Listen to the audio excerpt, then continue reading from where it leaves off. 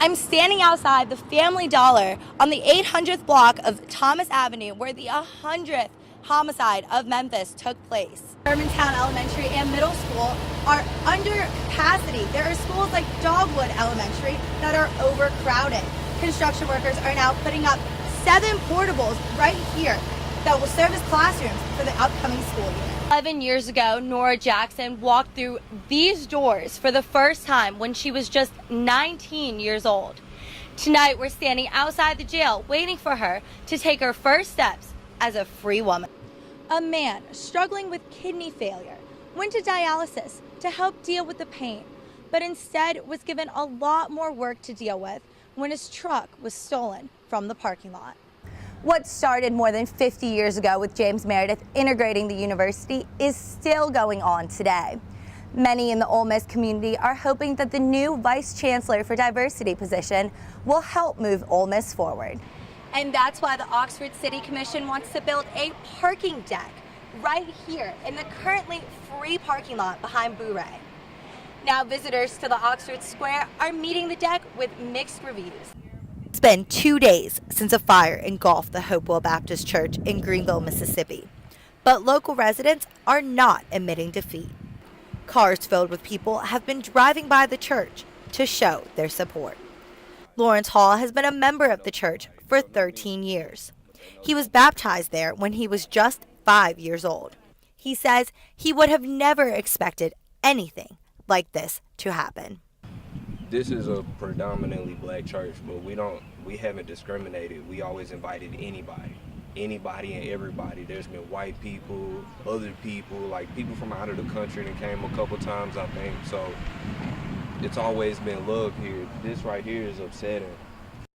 Residents have not shied away from the political aspect of the fire. The building was spray painted "Vote Trump" on the side of it. Greenville native Catherine Jones has moved to Virginia for the past few years, but has come back to visit. She said she was deeply saddened to see her town up in flames.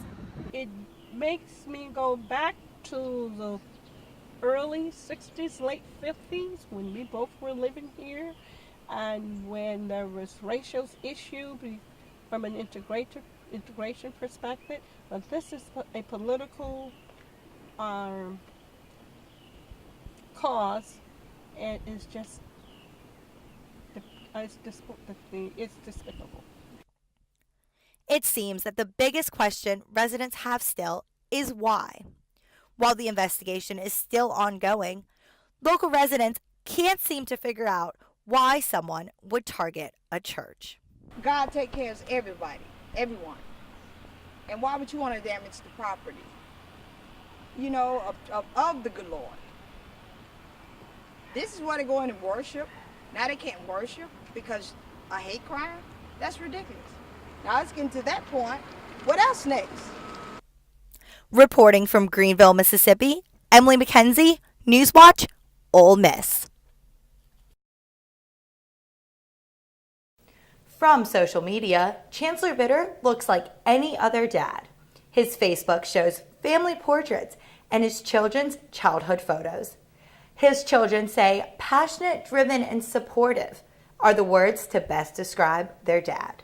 Primarily he's a jokester. He thinks he's pretty funny. Sometimes he is.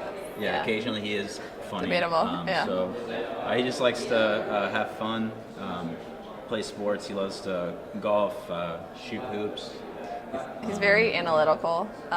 He'll make any sports game into like a problem that you have to solve. He likes to add geometry questions in there when you're putt-putting. Yeah. Yeah, loves math and all that stuff. So I don't know, he's pretty cool guy, but maybe a little quirky. Not only is he quirky, but his kids say he's also a goofball and a foodie. Now, those might not be the first words that come to mind when thinking of a university chancellor, but his children say Chancellor Vitter has been focused on being an education leader for years. I'm really proud of him.